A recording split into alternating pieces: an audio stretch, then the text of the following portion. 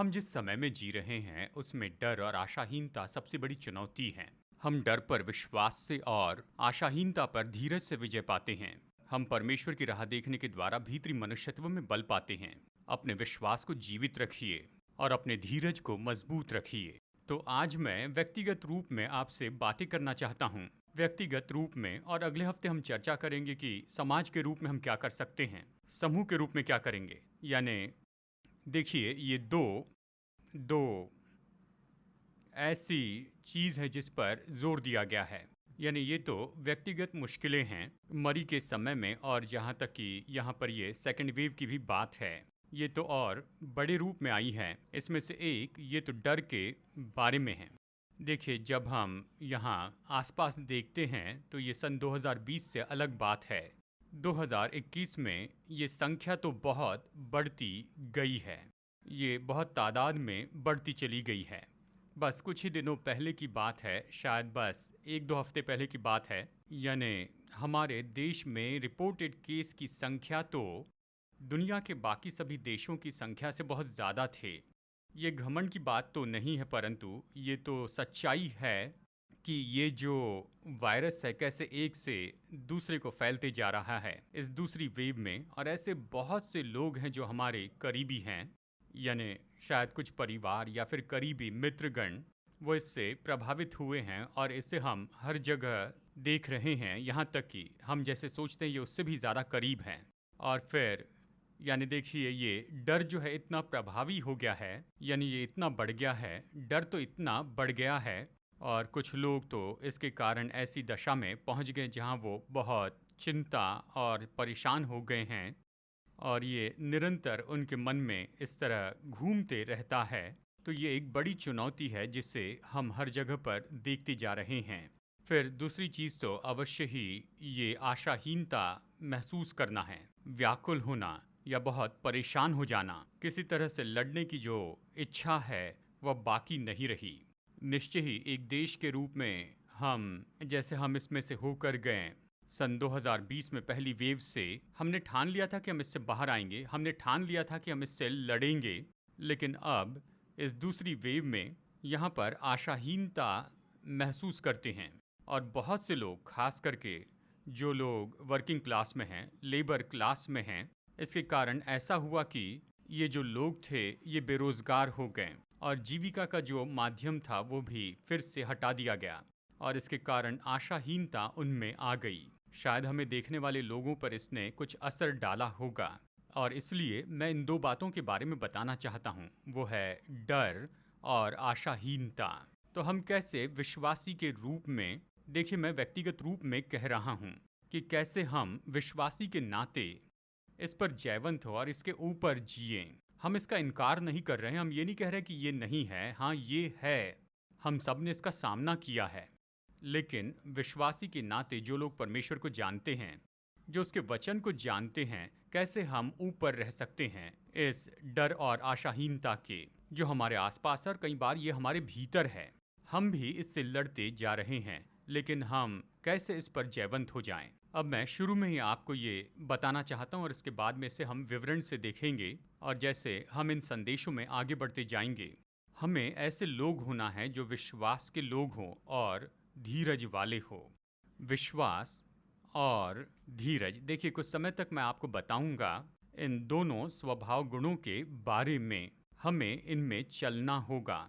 अब हमने विश्वास के बारे में बहुत कुछ सीखा है। यहाँ पर ऑल पीपल्स चर्च में हम हमेशा बताते हैं, हम बार बार इस विषय में वापस आते हैं और सिखाते हैं कि परमेश्वर पर विश्वास में चलते जाएं, उसके वचन में विश्वास रखें। लेकिन देखिए, विश्वास तो वो सामर्थी एंटीडोट है डर के लिए।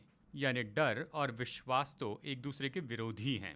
अगर मैं विश्वास में नहीं हूँ तो ये हो सकता है कि मैंने अपने जीवन में डर आने दिया।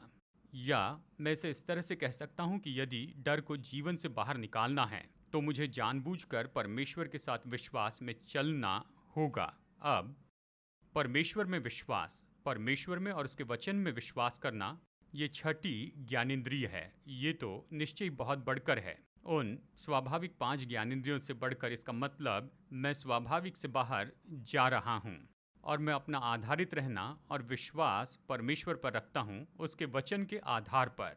देखिए, परमेश्वर और जो सच्चाई उसने हमें दी है ये स्वाभाविक के बहुत ऊपर है, और इसलिए बाइबल विश्वास के बारे में हमें सिखाती है। इब्रानियों 11 में वचन 1 में कि विश्वास ये तो अनदेखी वस्तुओं का प्रमाण है, और ये तो उसकी वास्तविकता की सहमति होती है। और विश्वास उन बातों को असली तथ्य के रूप में देखता है जो ज्ञानेंद्रियों पर प्रकट नहीं किया गया है। यानी विश्वास तो ज्ञानेंद्रियों के क्षेत्र के बहुत ऊपर है, ये स्वाभाविक से परे है। ये तो हमारी योग्यता है कि हम प्रभु पर भरोसा करें, कि परमेश्वर पर भरोसा रखें, उसके वचन पर भरोसा रखें। यही विश्वास है, और विश्वास तो एंटीडोट है डर के लिए। यानी देखिए, जब ये डर आपका दरवाज़ा खटखटाता है और डर भीतर में आकर आपके मन को पकड़ लेना चाहता है, और बाइबल कहती है कि डर तो सताता है, डर सताने वाला है, ये यातना देने वाला है, ये अपाहिज करने वाला है, ये तो अपने स्वभाव में ही विनाशकारी है। ये शायद सरल सी बात दिखाई देती है, लेकिन जब आप लोगों से बातें करें जो लोग डर का अनुभव कर रहे हैं, वो तो निश्चय इस बात को समझ पाएंगे कि कैसे ये डर की जो भावना है ये कितनी सामर्थी होती है, और जैसे डर सताता है इस तरह से बाइबल कहती है। लेकिन परमेश्वर में विश्वास उस डर को बाहर रखता है, और इसलिए यीशु की शिक्षा में कई बार यीशु ने कहा कि चिंता मत करो, तुम विश्वास रखो। उसने कहा तुम अविश्वासी न बनो, यानी तुम चिंता न करो। उसका कहना है कि विश्वास से भरे रहो। या देखिए, जब यीशु अपने चेलों के साथ में थे और चेले बहुत डर गए थे, तो यीशु ने अक्सर उनसे ये कहा कि तुम क्यों डरते हो, तुम संदेह क्यों कर रहे हो, और तुम्हारा विश्वास कहाँ है। और इसलिए हमें जानबूझकर चुनाव करना है कि हम परमेश्वर पर विश्वास रखें और उसके वचन पर विश्वास करें, और डर को हम अपने जीवन से बाहर ही रखें। यानी देखिए, जब ये डर भीतर आता है, शायद आपके जीवन के लिए, यानी हम में से बहुत से लोग तो ऐसे हैं कि हाँ, मैं अपने जीवन को बचाना चाहता हूँ, ऊपर आना चाहता हूँ। नहीं, प्रभु ने कहा, देखिए हमें उसके वचन में जाना है। प्रभु भजन 27 वचन 1 और 2, यहोवा परमेश्वर ही मेरी ज्योति और मेरा उद्धार है, मैं किससे डरूं। यहोवा मेरे जीवन का दृढ़गढ़ ठहरा है, मैं किसका भय खाऊं। यानी परमेश्वर के वचन में विश्वास रखिए, प्रभु के वचन में भरोसा रखिए। देखिए, मैं तो यहाँ पर केवल कुछ ही वचन आपको बता रहा हूँ, पर आप बाइबल में बहुत से वचनों को देख सकते हैं। पर मैं यही कहना चाहता हूँ कि हमें वचन में जाना चाहिए, क्योंकि विश्वास उसी के द्वारा जन्म लेता है। खासकर ऐसे समय में आप हर कोशिश कीजिए कि डर को जीवन से बाहर रखें। हमें प्रभु के वचन में जाना है और अपने विश्वास को वचन के द्वारा पोषण देना है। परमेश्वर के वचन के द्वारा विश्वास का पोषण करें, इन वचनों में जाइए, इसे प्रतिदिन पढ़े, जितनी बार हो सके पढ़िए। वचन के द्वारा अपने विश्वास का पोषण कीजिए। भजन 91 में जाइए, सामर्थी भजन है, प्रतिदिन इस भजन को हमें पढ़ते जाना है। ऐसा कीजिए, और वचन क्या कहता है इसे अपने आप को याद दिलाइए। देखिए, बाइबल कहती है, तेरे निकट 1000 और तेरी दाहिनी ओर 10,000 गिरेंगे, परंतु वो तेरे पास न आएगा। कोई विपत्ति तुझ पर न पड़ेगी, न कोई दुख तेरे डेरे के निकट आएगा। वो अपने दूतों को तेरे निमित्त आज्ञा देगा कि जहाँ कहीं तू जाए वे तेरी रक्षा करें। तो आप इन वचनों को देखिए, कहिए प्रभु आपका धन्यवाद कि आपने ये प्रतिज्ञाएं दी हैं, मैं इस पर आधारित हूँ। प्रभु ने प्रतिज्ञा की है यशायाह 32 में वचन 18, मेरे लोग शांति के स्थानों में निश्चिंत रहेंगे और विश्राम के स्थानों में सुख से रहेंगे। वो कहता है, प्रभु मेरा घर शांतिपूर्ण घर है, ये सुरक्षित जगह है, परमेश्वर मुझे सुरक्षित रखते हैं, परमेश्वर ही मेरे निवास को ढांक कर रखते हैं, सुरक्षित रखते हैं। आप ये वचन कहिए अपने घराने पर, अपने परिवार पर। तो चाहे डर का कोई भी क्षेत्र क्यों न हो, उसके बारे में परमेश्वर के वचन में जाइए। कई बार हम तो भविष्य के बारे में डरते हैं, यानी मेरा भविष्य किस तरह का होगा। यानी देखिए, हम तो होकर गए हैं ऐसे बहुत से बदलाव से हमारे इस पिछले साल में और इस साल में भी। मेरा भविष्य किस तरह का होगा, इसलिए आपको प्रभु वचन में वापस जाना होगा। और याद रखिए, कि परमेश्वर ने क्या कहा। परमेश्वर ने यिर्मयाह 29:11 में अपने लोगों से कहा, जो कल्पनाएं मैं तुम्हारे विषय में करता हूँ उन्हें मैं जानता हूँ, वे हानि की नहीं वरन कुशल ही की हैं, और अंत में तुम्हारी आशा पूरी करूंगा। यानी जब ये आपके भविष्य के बारे में डर के विचार आते हैं कि आप कहाँ पर जाएंगे, आपके साथ में क्या होगा, आप वचन घोषित कीजिए और कहिए, जैसे कि भजन संहिता अध्याय 32 वचन 8 में उसने कहा, जिस मार्ग में तुझे चलना होगा उसमें तेरी अगुवाई करूंगा और मैं तुझ पर कृपा दृष्टि रखूंगा। भजन 37, 23 और 24। मनुष्य की गति यहोवा की ओर से दृढ़ होती है और उसके चलने से स्वयं परमेश्वर प्रसन्न रहता है।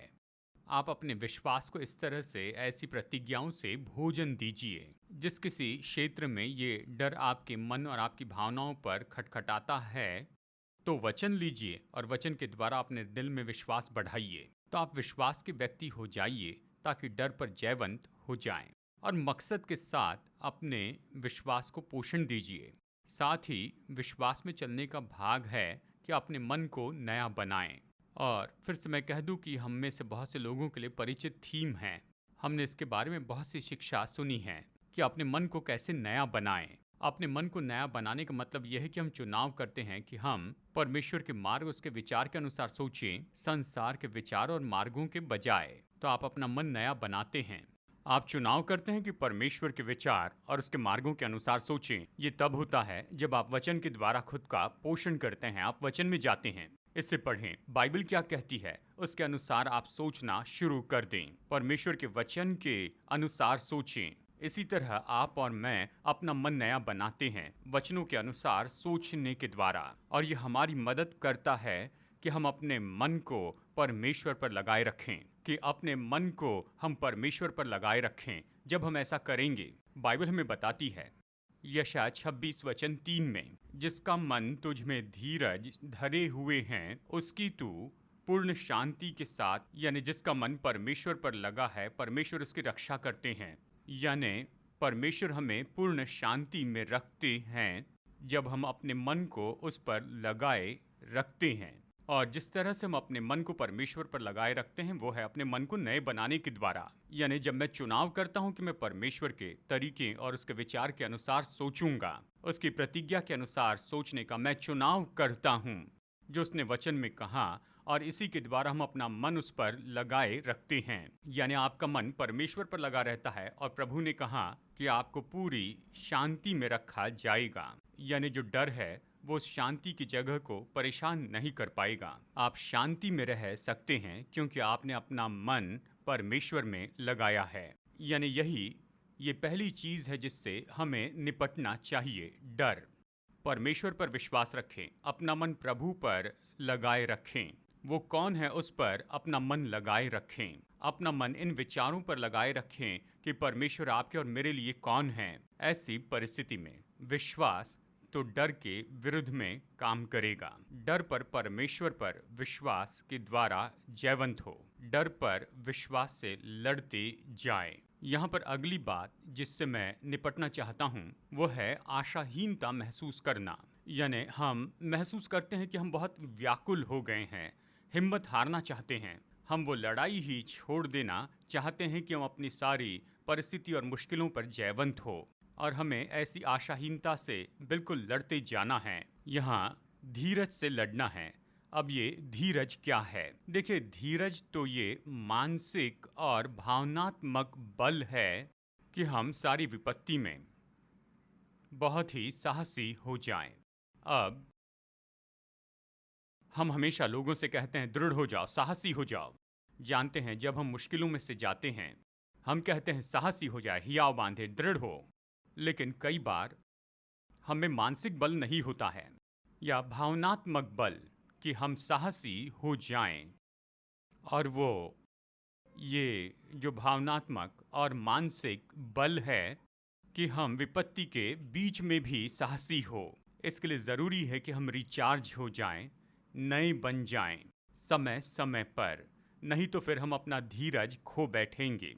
हम तो साहसी होने के लिए हमारा जो भावनात्मक और मानसिक बल है उसे खो देंगे इन सारी विपत्ति के बीच में। और इसलिए धीरज बहुत ज़रूरी है, और अगर हम इसे खो देते हैं, यानी साहसी होने के लिए अपने मानसिक और भावनात्मक बल को खो देते हैं, तभी तो आशाहीन होते हैं, व्याकुल होते हैं, परेशान हो जाते हैं और लड़ाई में हिम्मत हार जाते हैं। यही बहुत से लोगों के साथ होता है। तो फिर हम किस तरह से धीरज पा सकते हैं? अब देखिए, अगर आज आप सोचें, ऐसे कुछ जो फ्रंट लाइन वर्कर्स हैं इस महामारी के बीच में, हम उन्हें सैल्यूट करते हैं, उनकी सराहना करते हैं, बहुत ज़्यादा आदर करते हैं। आप डॉक्टर के बारे में सोचिए जो हॉस्पिटल में हैं। अब अवश्य ही सामान्य समय जो है, यानी उस समय लोगों ने डॉक्टर बनने का चुनाव किया हो, शायद उनकी दिलचस्पी हो, यानी इस क्षेत्र में शायद वो दूसरे लोगों की सेवा करना चाहते हैं और दूसरे लोगों के जीवन में फ़र्क लाना चाहते हैं। इसलिए ये उनके लिए प्रेरणा है, यही उन्हें उत्साहित करता है। उनकी दिलचस्पी विज्ञान में या फिजियोलॉजी में लोगों की सेवा करने की उनकी इच्छा उन्हें प्रोत्साहित करती है, और इसलिए वो हॉस्पिटल में काम करते हैं। लेकिन ज़रा सोचिए वर्तमान की परिस्थिति, यानी देखिए बहुत से लोग, खास करके देखिए, मुझे संख्या तो पता नहीं है। देखिए इस समय कोई भी अस्पताल लीजिए, लगभग 80% लोग जो इस समय उस अस्पताल में आते हैं वो कोविड के मरीज़ हैं। हॉस्पिटल बेड्स या वार्ड्स कोविड मरीजों से भरे हुए हैं। तो क्या आप कल्पना कर सकते हैं कि एक डॉक्टर ऐसे किसी वार्ड में आते हैं, कहिए वहाँ पर 50 मरीज़ हैं या कहिए 50 बेड हैं जनरल वार्ड जैसे, यानी वहाँ वो सब कोविड से प्रभावित हुए, और अवश्य ही यहाँ पर ये डॉक्टर हैं, अपने सुरक्षा के साधन पहने नर्स के साथ वो वहाँ पर चल रहे हैं, और उनके आसपास ऐसे लोग हैं जो हमेशा खांसते रह रहे हैं, यानी उनमें हर तरह के लक्षण हैं, सब कुछ हो रहा है और वह ऐसे लोगों के बीच में चलते हैं। लगभग 50 या 100 बिस्तर हैं, आकार पर निर्धारित हैं, और वो वहाँ पर चल रहे हैं जहाँ ये सब लोग हैं। वो जानते हैं कि वहाँ की हवा भी इस वायरस से भरी हुई है, पर वो भीतर जाते हैं और वो उन 50 लोगों की सेवा करना चाहते हैं। अब ऐसा कुछ करने के लिए, अब देखिए, ये तो बस एक उदाहरण है, अग्निशामक दल के बारे में सोचिए और दूसरे हाई रिस्क वालों के बारे में जो इमरजेंसी सर्विसेज में हैं, जहाँ पर यानी ऐसे पल में उन्हें धीरज रखना है, यानी उनके पास ये भावनात्मक और मानसिक बल चाहिए कि वो साहसी हो, ताकि जो कर रहे हैं उसे कर सकें, चाहे कितनी भी मुश्किलें क्यों ना हो। यानी इसे प्रतिदिन करने के लिए कि दिन के बाद प्रतिदिन उसी वार्ड में वापस जाते जाएं, यानी हर तरह के मरीज वहाँ पर हैं, यानी उनमें से कुछ तो वहाँ पर वेंटिलेटर पर होंगे या कुछ उनके जीवन के बिल्कुल अंतिम समय में हैं और ये सबसे अच्छी कोशिश कर रहे हैं। और यहाँ पर हर एक मरीज राह देख रहा है कि डॉक्टर उनके बिस्तर के पास आए, यानी उनमें से कुछ लोगों के लिए डॉक्टर उनकी लाइफलाइन हैं, और वो तो डॉक्टर की ओर देखते हैं, केवल डॉक्टर मेरी ज़िंदगी बचा सकते हैं। ज़रा कल्पना कीजिए मरीज़ की भावना क्या होगी, और डॉक्टर वहाँ पर आते हैं। यानी देखिए इसके लिए बहुत ही मानसिक और भावनात्मक हिम्मत लगती है कि धीरज रखें, कि ऐसा करने का साहस रखें। तो देखिए अब सब कुछ बदल गया। अब ये बात नहीं कि बस दिलचस्पी है विज्ञान में या फिर दवाइयों में या लोगों की सेवा करना चाहता हूँ। अब ये जो ड्यूटी की जो बुलाहट है ये तो उस क्षेत्र या उस भाग से बाहर चली गई, अब किसी और बात में चली गई। ये तो अभी धीरज के क्षेत्र में गई है, यानी यहाँ पर केवल औषधि के बारे में दिलचस्पी से बढ़कर है, यानी यहाँ पर दिलचस्पी से बढ़कर है, किसी भी बात में हो भलाई करने से बढ़कर। यानी अब आपको ऐसी जगह पर आना है, आपको भावनात्मक और मानसिक बल चाहिए ताकि आप साहसी हो जाएं और उन लोगों की सेवा करें। और यही तो ये फ्रंटलाइन वर्कर्स कर रहे हैं उन लोगों के लिए जिनकी वो सेवा करते हैं, यानी धीरज।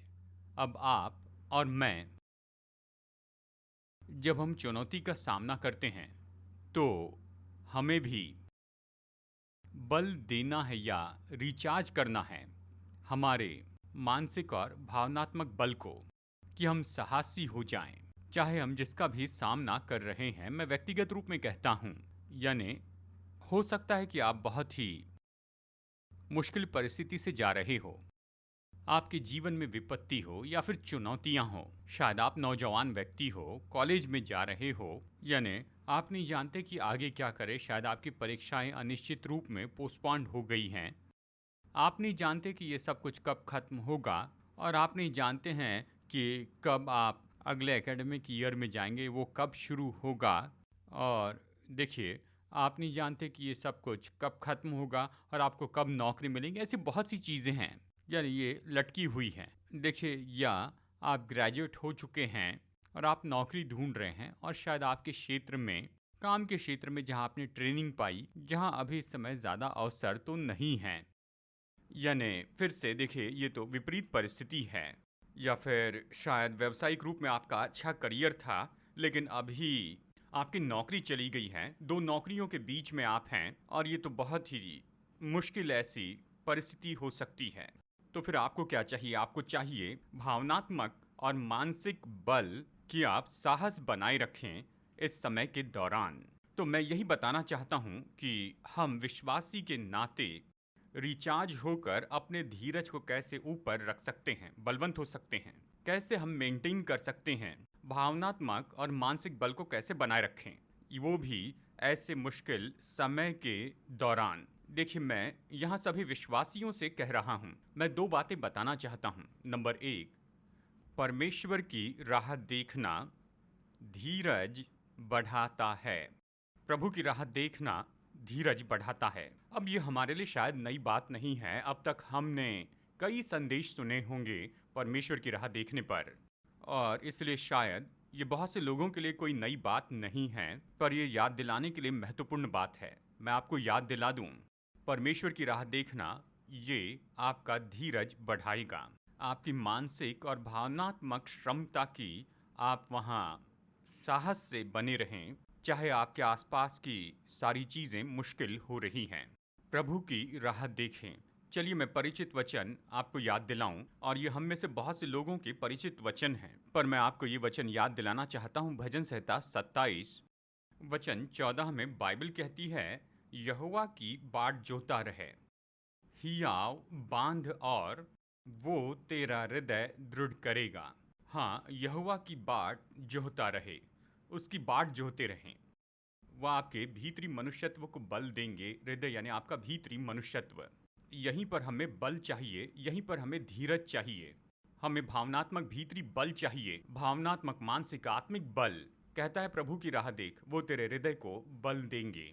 हमें उस जगह पर जाना और कहना है कि परमेश्वर, मैं आपके पास में आता हूँ, क्योंकि आप ही मेरे बल के एकमात्र स्रोत हैं अभी इस समय, और मुझे इस मानसिक और भावनात्मक बल की ज़रूरत है कि मैं साहसी बना रहूं और किसी तरह आशाहीनता में हारूं नहीं, व्याकुल होकर जीवन को न छोड़ दूं। नहीं नहीं नहीं, मुझे बल चाहिए, मुझे साहस चाहिए कि मैं साहसी बना रहूं। मुझे इसकी ज़रूरत है, मैं इसे केवल आप में पा सकता हूं, इसलिए मैं आपकी राह देखता हूं। यशायाह अध्याय 40 का ये परिचित वचन हमें याद है, वचन 28 से 31 तक।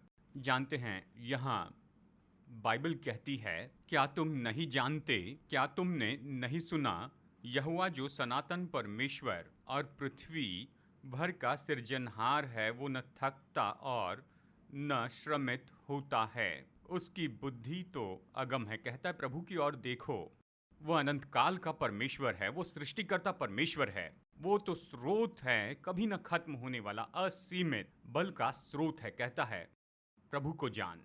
और फिर वो आगे कहता है वचन 29, ये परमेश्वर जो कि स्रोत है कभी न खत्म होने वाले असीमित सामर्थ का। वचन 29, वो थके हुओं को बल देता है, और जो शक्तिहीन हैं उन्हें बहुत सामर्थ वो देता है। वही बल देता है, वही सामर्थ देता है। अब जरा सोचिए, आइए से फिर कहते हैं, वही बल देता है, वही सामर्थ देता है। ये अनंत काल का परमेश्वर, यही तो सृष्टिकर्ता परमेश्वर है। ये परमेश्वर जिसका सामर्थ और बल कभी घटता नहीं है, ये परमेश्वर जो सामर्थ और बल का असीमित स्रोत है, वही सामर्थ देता है, वही बल देता है। वहीं पर हमें जाना चाहिए कि हम अपना साहस वहाँ पर बढ़ाएं, कि हम अपनी भीतरी क्षमता बढ़ाते जाएं, भीतरी बल बढ़ाएं, कि हम साहसी हो जाएं। ऐसे मुश्किल समयों में हम उस स्रोत के पास जाएं। परमेश्वर ही इस महान और असीमित सामर्थ का स्रोत है। हम उसकी बाट जोहने के द्वारा ऐसा करते हैं। अब देखिए राह देखना। अब चलिए प्रभु की राह देखने के बारे में आपको बताऊं। वचन 30 में ये कहता है, तरुण तो थकते और श्रमित हो जाते हैं और जवान ठोकर खाकर गिर जाते हैं। यानी ऐसे लोग, हम सोचते हैं ये तो बहुत ही बलवान हैं, वो तक नीचे घटते जा रहे हैं और उनका भी सम्मान घटते जा रहा है और उनका भी साहस टूटते जा रहा है। जब आसपास देखिए यही हो रहा है हमारे पूरी दुनिया में। लेकिन बाइबल वचन 31 में कहती है, परंतु जो यहोवा की बाट जोहते हैं वे नया बल प्राप्त करते जाएंगे। वे उकाबों के समान उड़ेंगे, वे दौड़ेंगे और श्रमित न होंगे, वे चलेंगे और थकित न होंगे।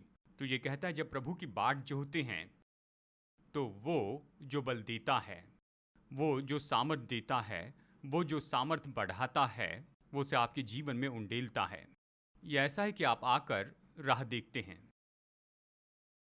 ये ऐसा है जैसे आप अपने फ़ोन को प्लग करते हैं चार्जिंग करने के लिए। आपको उसे वहाँ छोड़ना पड़ता है कुछ समय के लिए, उसे वहाँ रखना पड़ता है ताकि वो रिचार्ज हो जाए। और हमें भी बिल्कुल ऐसे ही करना है। हमें वहाँ पर जाना है, वहीं पर रहना है कि हम अपना बल नया बनाएं। हमें राह देखना है, वहाँ पर रुके रहना है और तभी हम बल पाते हैं। देखिए प्रभु की राह देखने के लिए एक बहुत ही सुंदर उदाहरण है। ये तो इस परिचित कहानी में है मरियम और मार्था की, जिसे हम पाते हैं लूका अध्याय 10 वचन 38 से 42 तक।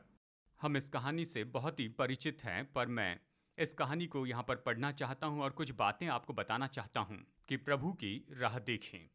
ये कहता है कि जब वे जा रहे थे, यानी यीशु तो एक गांव में गया और मार्था नामक एक स्त्री ने उसे अपने घर में उतारा। ये कहता है मरियम नामक उसकी एक बहन थी, वो प्रभु के चरणों में बैठकर उसका वचन सुनती थी।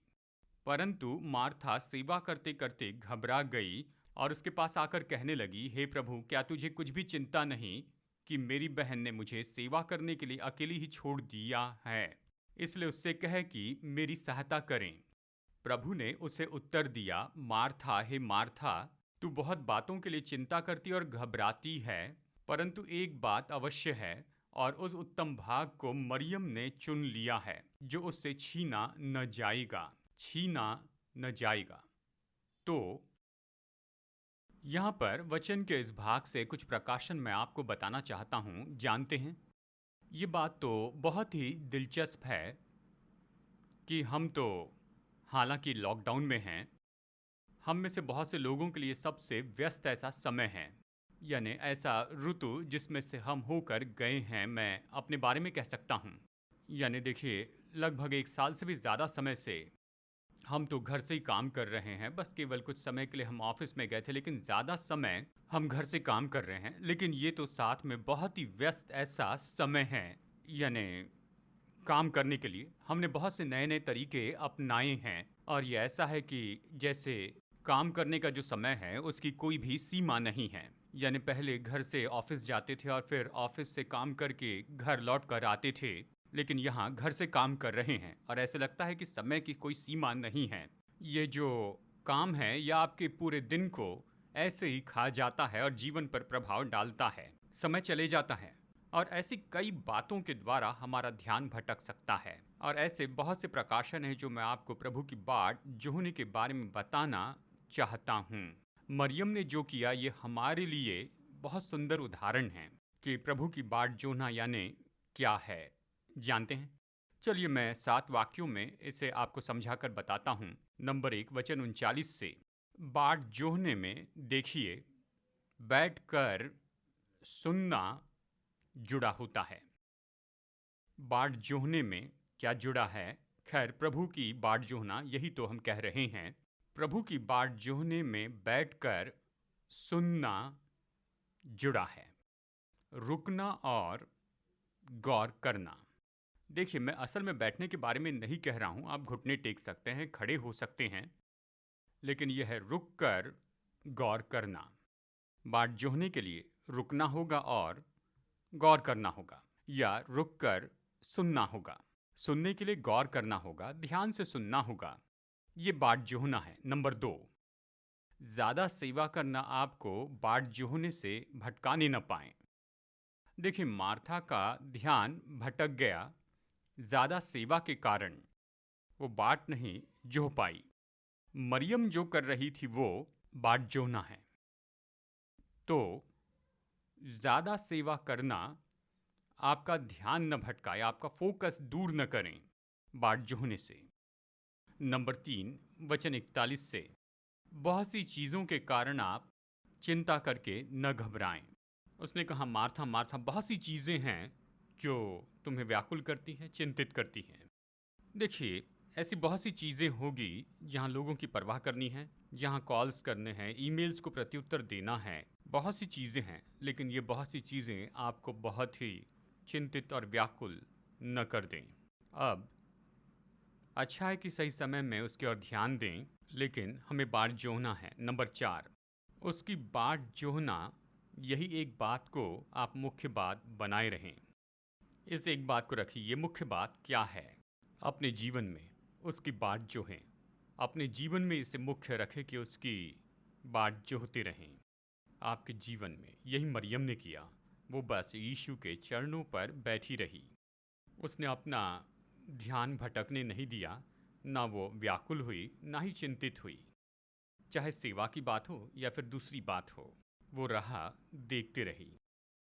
5वीं बात कि उत्तम भाग चुन लें। परमेश्वर की बाट जोहना अच्छा भाग है, क्योंकि तभी तो उसका बल, उसकी सामर्थ हमारे जीवन में बहती हैं, और तभी आप उसके सामर्थ के स्रोत में जुड़ जाते हैं। अगर फ़ोन चार्जिंग पर नहीं लगाएंगे तो फिर बैटरी चार्ज नहीं होगी, ये काम नहीं करेगा, जो करना चाहिए वो नहीं कर पाएगा। इसमें शायद अच्छे ऐप हो या अच्छे फीचर्स हों, लेकिन अगर बैटरी चार्ज नहीं है तो कुछ नहीं कर सकते। राह देखना, ये वो एक बात है जिसे आप नंबर 1 बात बनाइए। नंबर 5, उत्तम भाग चुन लें।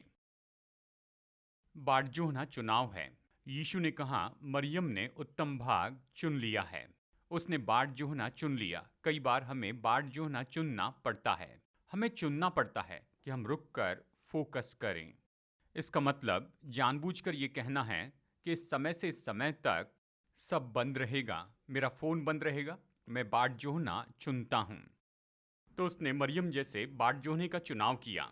और नंबर 6, जब मार्था ने कहा, प्रभु मरियम को यहाँ भेज, तो उसने ये नहीं कहा, मरियम उठो जाकर मदद करो। उसने ऐसा नहीं किया, लेकिन उसने इसे मुड़कर इस तरह से कहा, इसने जो चुना है उसे मैं दूर नहीं करूँगा। मतलब यीशु कभी आपको दूर नहीं करेंगे कि उसकी सेवा के लिए आप उसकी बाट जोहते रहें। वो जानते हैं बाट जोहना कितना महत्वपूर्ण है। वो हमें अपनी ओर लेकर आते हैं कि हम उसकी बाट जोहें, और वो जानते हैं कि सेवा अपने आप बहती चली जाएगी। तो यीशु उसकी बाट जोहने से आपको दूर नहीं करते कि उसकी सेवा करें। वो आपको लेकर आते हैं कि आप उसकी बाट जोहें और अंत में उसकी सेवा करना। अवश्य ही ये महत्वपूर्ण है। सेवा करना तो बाट जोहने के बाद आती है। मैं जानता हूँ कि यीशु वहाँ पर थे उस समय के अंत में। जो कुछ उसे बोलना था वो बोलने के बाद मैं जानता हूँ उन्होंने उसे भोजन दिया। उसने भोजन किया और खुद को ताजगी दी, यानी सेवा करने का भाग वहाँ था। लेकिन ये राह देखने के समय के बाद हुआ। तो सेवा करना राह देखने के बाद होता है। तो यहाँ इन बातों को समझ लीजिए बाट जोहने के बारे में, क्योंकि जैसे आप प्रभु की बाट जोहते हैं तो आप अपना साहस बढ़ाते हैं। और साथ ही मैं बताना चाहता हूँ, परमेश्वर में अपने उद्देश्य को जानने से आपका साहस बढ़ता है। जब आप उद्देश्य के बारे में स्पष्ट होते हैं, ये आपको प्रोत्साहित करता है, ये आपको मानसिक और भावनात्मक बल देता है कि साहसी बने रहें। यूहन्ना 12:27 में यीशु ने कहा, यानी यह ऐसा पल था जहाँ यीशु थोड़ी दूर पर गए थे, यानी गत्समनी के बाग में, और फिर वहाँ से क्रूस पे जाने वाले थे। और उस पल उसने कहा, अब मेरा जी व्याकुल है, इसलिए अब मैं क्या कहूँ? हे पिता, मुझे इस घड़ी से बचा। फिर वो कहते हैं, नहीं, क्योंकि मैं इसी कारण इस घड़ी को पहुँचा हूँ। यीशु क्या कह रहे थे? उन्होंने कहा कि मैं इसी उद्देश्य के लिए आया हूँ।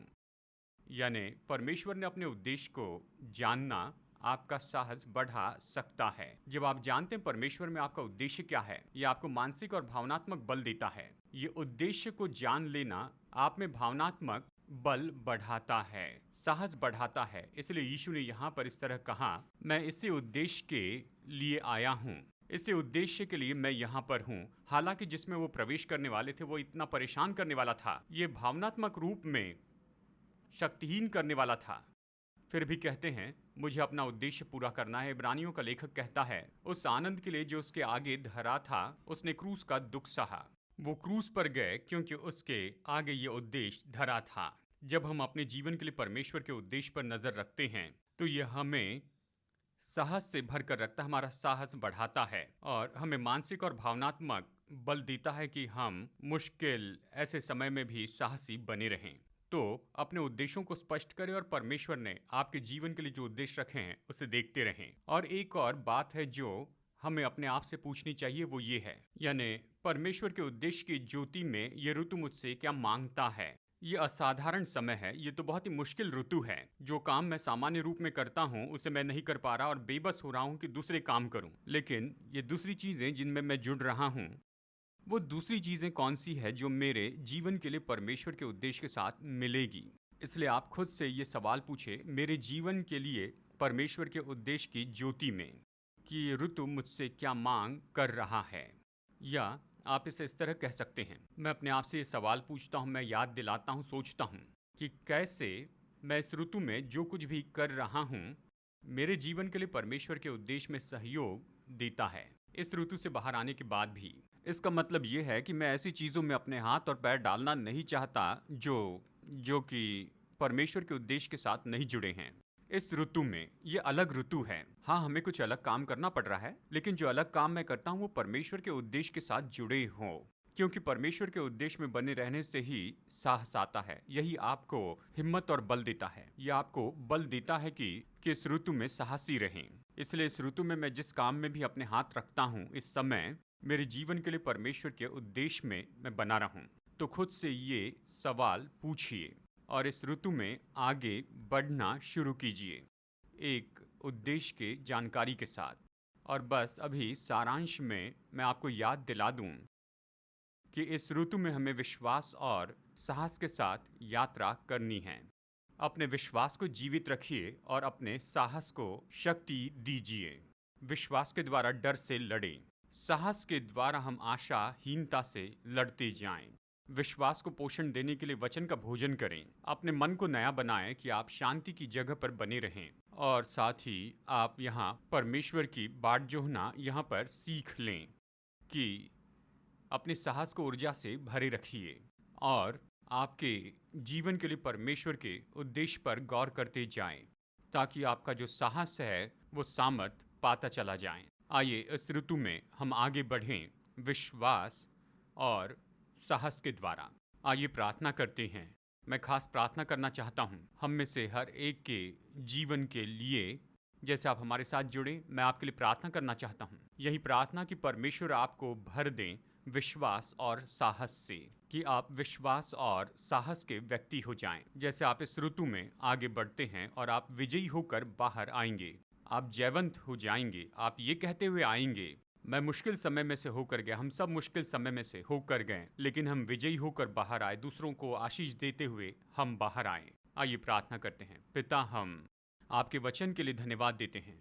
हमें देखने वाले हर एक व्यक्ति के लिए हम प्रार्थना करते हैं, सुनने वाले हर एक के लिए प्रार्थना करते हैं। हमारी प्रार्थना है कि विश्वास और साहस इनके हृदय में उठ खड़े हो जाएं, कि प्रभु आपका वचन इन्हें प्रोत्साहित करें। जैसे आपकी बाट जो होते हैं, आपका इंतजार करने का चुनाव करते हैं, कि ये नया बल पाते जाएंगे, कि आप इन्हें सामर्थ देंगे, आप इनका बल बढ़ाएंगे। चाहे जवान लोग हो या फिर बूढ़े लोग हो, और ये सब लोगों को आप निश्चय उत्साहित रखेंगे और इस सारे ऋतु में से ये निकल जाएंगे साहसी और बलवान होकर, ताकि जब हम पीछे मुड़कर देखें तो कहेंगे परमेश्वर ने अद्भुत काम किए हैं मेरे जीवन में। परमेश्वर ने मेरे जीवन में नई चीज़ों को खोला है। परमेश्वर मुझे लेकर चले, परमेश्वर ने मुझ में सामर्थ्य काम किए। हालांकि समय तो बिल्कुल अलग था, हालांकि समय तो बहुत मुश्किल था, हालांकि विपत्ति तो थी, लेकिन परमेश्वर ने मेरे द्वारा सामर्थ्य काम किए ताकि हम परमेश्वर की भलाई की गवाही दे सके और उस भले काम की जो आपने हमारे द्वारा खोले, और वो भी ऐसे समय में। पिता, मैं प्रार्थना करता हूँ इन लोगों के लिए जो घर में हैं, जो शायद बीमार हो या फिर कोविड से प्रभावित हुए हो या फिर इनके शरीर में कोई परेशानी है। अभी मैं प्रभु यीशु मसीह के नाम में अभी इस समय कहता हूँ, मैं अभी इस समय कहता हूँ प्रभु यहोवा राफा के नाम में। प्रभु इस समय मैं कहता हूँ आपके वचन के अधिकार पर, यीशु मसीह ने क्रूस पर जो काम पूरा किया है उसके आधार पर, और ये भी पवित्र आत्मा की सामर्थ के द्वारा, मैं डांटता हूँ हर एक बीमारी और रोगों को और हर एक वायरस को और इन्फेक्शन को जो इनके शरीर में हुआ है, और प्रभु यीशु मसीह के नाम में मैं आज्ञा देता हूँ कि ये चंगे हो जाएं। मैं आज्ञा देता हूँ कि चंगाई आए आपके सिर से लेकर आपके पैरों के तलवे तक। परमेश्वर का जीवन, परमेश्वर का जोए जीवन आपके पूरे शरीर में बहते जाए कि आपको बिल्कुल नया बनाए, आपको परिपूर्ण बनाए, आपके जीवन की हर एक कोशिका में जीवन आए और हर एक बीमारी, हर एक परेशानी आपके शरीर से निकल जाए प्रभु यीशु मसीह के नाम में। पिता, मैं प्रार्थना करता हूँ कि आपके स्पर्श का अनुभव करें और बहुत से लोग गवाही दें कि इनके जीवन में आपकी भलाई है। पिता, हम ऐसा करने के लिए आपको धन्यवाद देते हैं। धन्यवाद देते हैं कि आपने अपने लोगों की सेवा की। धन्यवाद देते हैं कि आपने इनके जीवन में अपनी भलाई दिखाई। हम आपको धन्यवाद देते हैं, स्तुति देते हैं यीशु मसीह के नाम में। आमेन, आमेन, आमेन। धन्यवाद हमारे साथ जुड़ने के लिए। आज की इस सभा में मैं प्रोत्साहित करता हूं कि आप विश्वास और साहस के व्यक्ति बने, इसे बनाए रखें। विश्वास को शक्तिशाली रखें, साहस को आप बनाए रखें, बलवान बने रहें प्रभु के साथ की यात्रा में। अपनी गवाही भेजिए या अपने कमेंट्स भेजें, हमें शेयर कीजिए। ईमेल से गवाही भेजिए। हमारा ईमेल है testimony@apcwo.org। हमारे साथ जुड़ने के लिए धन्यवाद और परमेश्वर आपको बहुतायत से आशीष दे। हमारे प्रभु यीशु मसीह का अनुग्रह और हमारे स्वर्गीय पिता परमेश्वर का प्रेम और उसकी पवित्र आत्मा की मधुर संगति आपके साथ हो हमेशा के लिए, यीशु के नाम में। संदेश सुनने के लिए धन्यवाद। भरोसा करते हैं कि संदेश आपके लिए आशीष रहा। मुफ्त के स्रोत पाने के लिए, जिनमें है सरमन नोट्स और पब्लिकेशन, पाने के लिए विजिट करें apcwo.org पर। बैंगलोर के एपीसी बाइबल कॉलेज की जानकारी पाने के लिए विजिट कीजिए apcbiblecollege.org पर। याद रखिए, all peoples church Bangalore app download कीजिए ऐप या गूगल प्ले स्टोर से।